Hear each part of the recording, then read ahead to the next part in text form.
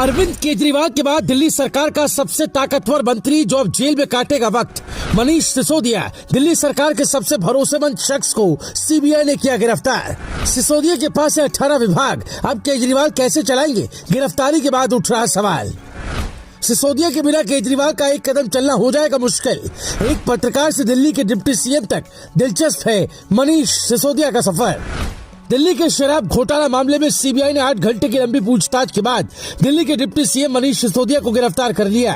सिसोदिया से इसके पहले भी सीबीआई कई बार पूछताछ कर चुकी है, लेकिन अब सिसोदिया की गिरफ्तारी के बाद हंगामा मचा हुआ है, जिसके बाद आम आदमी पार्टी और भारतीय जनता पार्टी आमने सामने है। वहीं सिसोदिया की गिरफ्तारी के बाद एक बार फिर से शराब घोटाले की चर्चा शुरू हो गई। सवाल उठ रहे हैं कि आखिर नई शराब नीति में ऐसा क्या था जिसकी वजह से ये सारा बवाल शुरू हुआ। तो आपको बताएंगे इस पूरे शराब घोटाले की कहानी और साथ ही बताएंगे कैसे एक पत्रकार मनीष सिसोदिया बन गए दिल्ली सरकार के सबसे भरोसेमंद और ताकतवर मंत्री। 17 नवंबर 2021 को दिल्ली सरकार ने राज्य में नई शराब नीति लागू की, जिसके बाद राजधानी में 32 जोन बनाए गए और हर जोन में ज्यादा से ज्यादा 27 दुकानें खुली थी।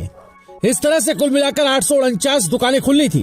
नई शराब नीति में दिल्ली की सभी शराब की दुकानों को प्राइवेट कर दिया गया। इसके पहले दिल्ली में शराब की 60% दुकानें सरकारी और 40% प्राइवेट थी। नई पॉलिसी लागू होने के बाद 100% प्राइवेट हो गई। सरकार ने तर्क दिया था कि इससे 3500 करोड़ रुपए का फायदा होगा। सरकार ने लाइसेंस की फीस कई गुना बढ़ा दी। जिस L1 लाइसेंस के लिए पहले ठेकेदारों को 25 लाख देना पड़ता था, नई शराब नीति लागू होने के बाद उसके लिए ठेकेदारों को 5 करोड़ रुपए चुकाने पड़े, जिसके बाद दिल्ली सरकार पर आरोप लगा कि लाइसेंस फीस में भारी इजाफा करके बड़े कारोबारियों को लाभ पहुंचाया गया। आबकारी मंत्री मनीष सिसोदिया पर उठे सवाल। आरोप लगा कि मनीष सिसोदिया के निर्देश पर आबकारी विभाग ने एयरपोर्ट जोन के L1 बिडर को 30 करोड़ रुपए वापस कर दिए। इसके अलावा बियर के हर एक केस पर लगने वाली 50 रुपए की इंपोर्ट पास फीस को हटाकर लाइसेंस धारकों को अनुचित लाभ पहुंचाया गया। इसके चलते सरकारी खजाने को भारी नुकसान हुआ। केजरीवाल सरकार ने दिल्ली के दूसरे व्यापारियों के हितों को दरकिनार करते हुए केवल शराब कारोबारियों को फायदा पहुंचाने के लिए कोरोना काल में हुए नुकसान की भरपाई के नाम पर उनकी 144.36 करोड़ रुपए की लाइसेंस फीस माफ कर दी, जबकि टेंडर डॉक्यूमेंट्स में ऐसे किसी आधार पर शराब बेचने वालों को लाइसेंस फीस में इस तरह की छूट या मुआवजा देने का कहीं कोई प्रावधान नहीं था।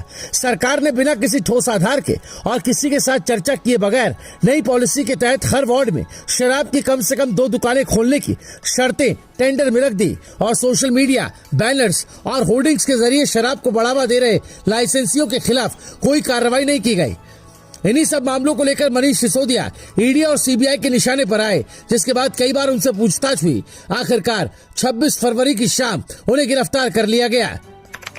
अब आइए आपको इसी के साथ बता देते हैं कि एक पत्रकार से इतना पावरफुल कैसे बन गए मनीष सिसोदिया। आम आदमी पार्टी में अरविंद केजरीवाल के बाद सबसे ताकतवर मंत्री, लेकिन यहाँ तक वो कैसे पहुंच गए इसके लिए आपको पीछे ले चलते हैं, यानी उत्तर प्रदेश, जहां मनीष सिसोदिया का जन्म हुआ। आपको बता दें कि उत्तर प्रदेश के हापुड़ जिले के फगौटा गाँव में 5 जनवरी 1972 को उनका जन्म हुआ।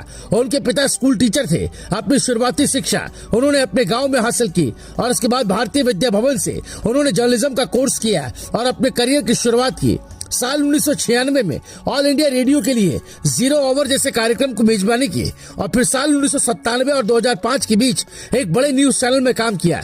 यही न्यूज चैनल में काम करते हुए उनकी मुलाकात अरविंद केजरीवाल से हुई। तब केजरीवाल इनकम टैक्स ऑफिसर हुआ करते थे। इसके बाद अन्ना हजारे के आंदोलन से अरविंद केजरीवाल और मनीष सिसोदिया दोनों जुड़ गए और यहीं से शुरू हुआ इनका राजनीतिक। मनीष सिसोदिया ने अपना पहला विधानसभा चुनाव पटपड़गंज विधानसभा से लड़ा और जीत हासिल की। यहाँ से सिसोदिया ने अपनी जिंदगी में सफलता के झंडे गाड़ने शुरू किए तो रुकने का नाम नहीं लिया।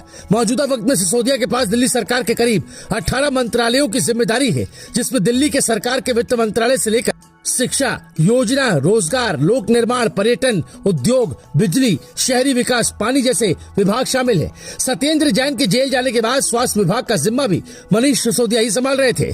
ऐसे में मनीष सिसोदिया की गिरफ्तारी अरविंद केजरीवाल को परेशानी में डालने वाली है, क्योंकि अब उनके सबसे ताकतवर मंत्री को जेल हो गई तो उसके बाद सरकार कैसे चलेगी, इसको लेकर भी सवाल उठ रहे हैं। फिलहाल देखना होगा कि सिसोदिया की मुश्किलें और कितनी बढ़ती है और अरविंद केजरीवाल इस दौर से कैसे निकलते हैं। Bureau report, news live TV.